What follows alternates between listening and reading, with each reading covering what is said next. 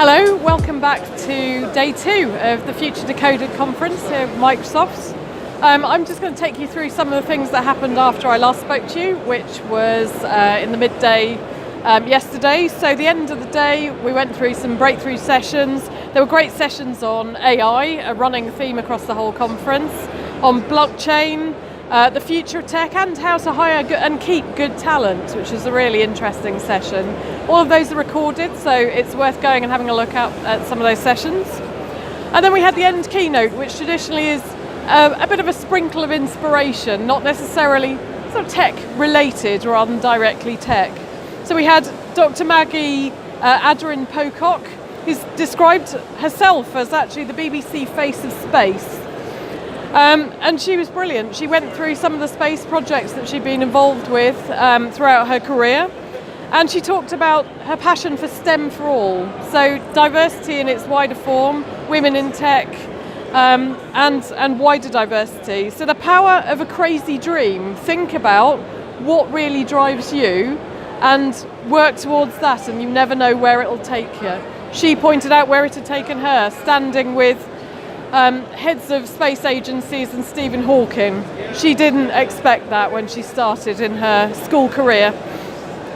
There was a tech element, so some of the things she talked through were absolutely fascinating. So an example, when an exoplanet, so a planet around a different star, passes in front of the star, we see light refracted around the atmosphere of that planet, and we can now do some data analysis and have the power to be able to tell what's in that atmosphere of that planet, which is pretty amazing, pretty Star Trek-y stuff.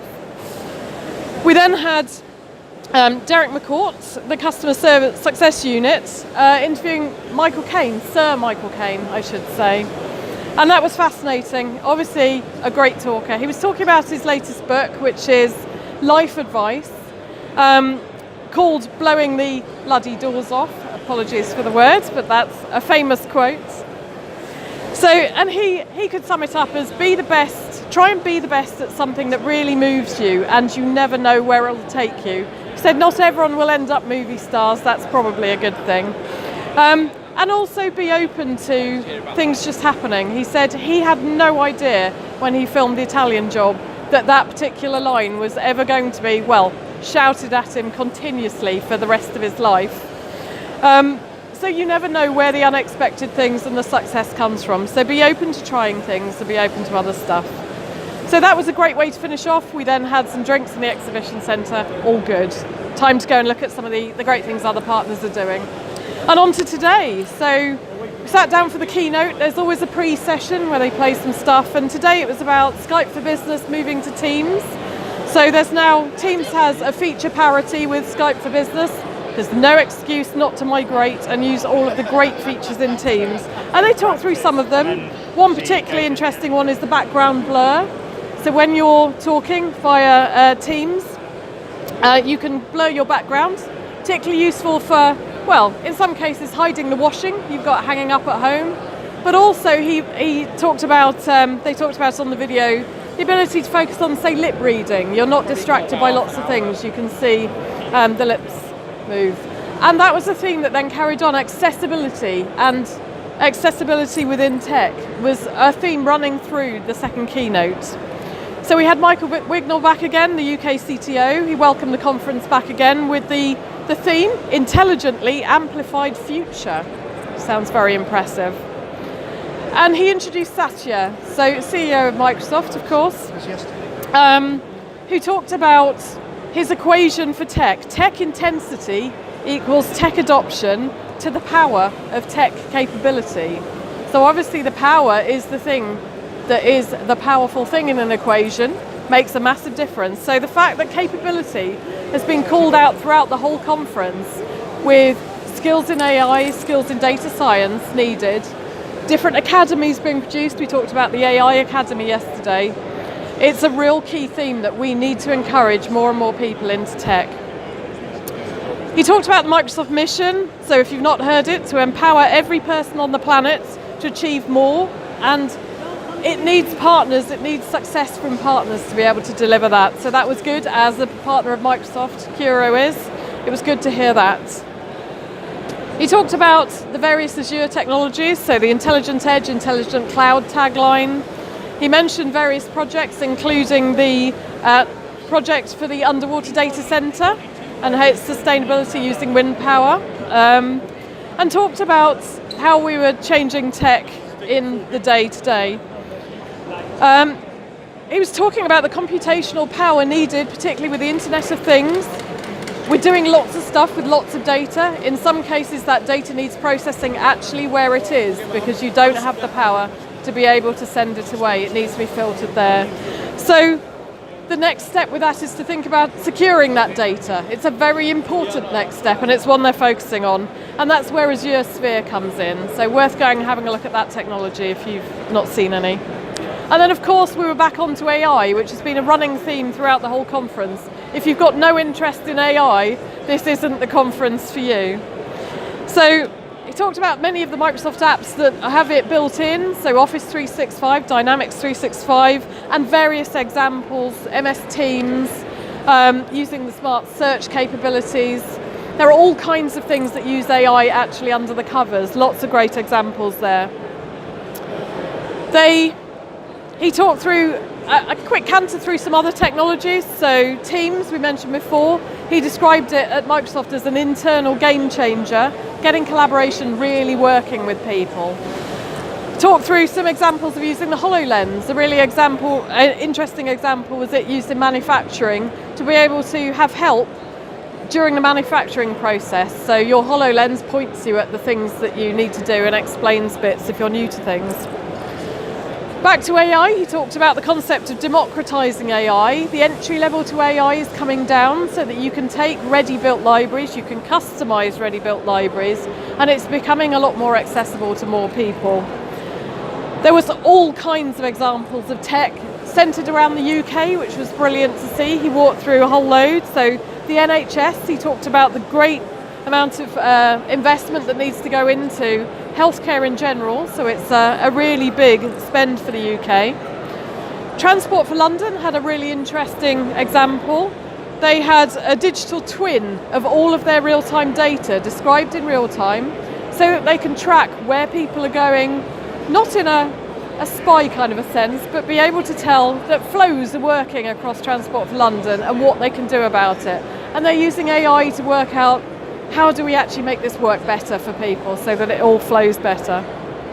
Agrimetrics, talking about increasing yields using machine learning and AI to improve yields in crops. We talked about the HoloLens example.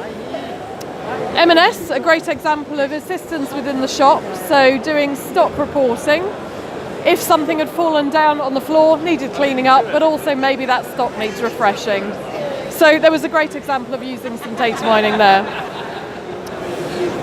On to trust in tech, that's been a running theme throughout the conference as well. So there was the example of privacy is a human right. We need to think about privacy, we need to think about what we're doing with data. There's a lot of data out there, what are we doing with it?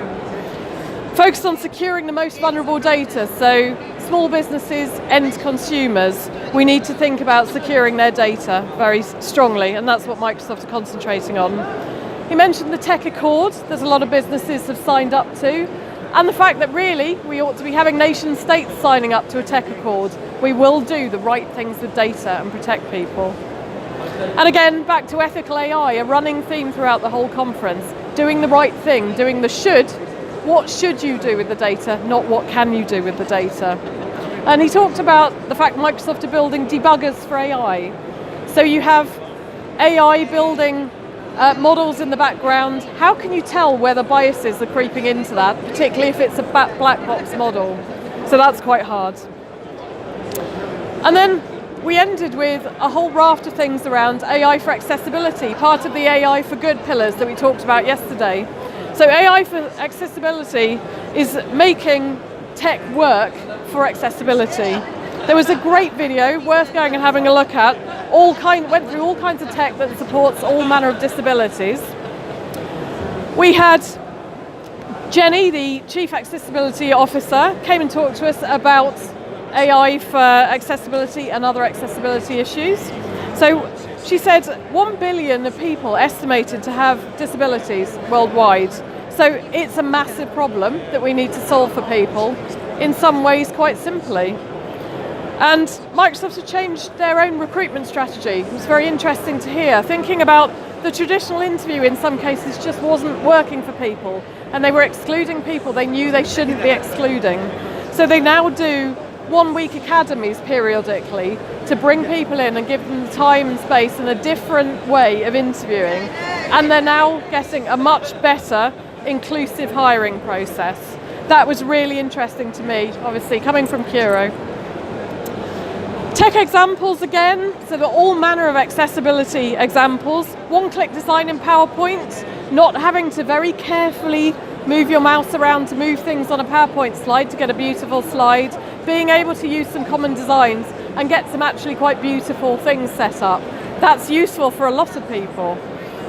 Alt text, the ability to have the text-to-speech processing and be able to control, when you've got a picture, what it's described as.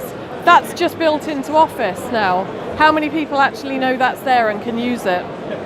The check accessibility menu will help you tell you how accessible your presentation or your document is. Again, it's there on the menus. It's moved to next to spell check from being hidden. Let's get out and use these. I'm quite an Office whiz. I didn't know it was there. I'm ashamed to admit. She talked about the translator captioning in up to 60 languages, she said. So you can have as part of your PowerPoint presentation closed captioning going. As you talk, it will give captioning, and in multiple languages. That's useful widely. And another example around people who are colourblind. If you think about a spreadsheet with a RAG rating, the red and green, not that useful for some people. She said around 1 in 9 people suffer from some form of colourblindness, and this is something that a lot of people don't think about. So there are options built into Office to be able to test what this looks like for colourblind people and adjust it.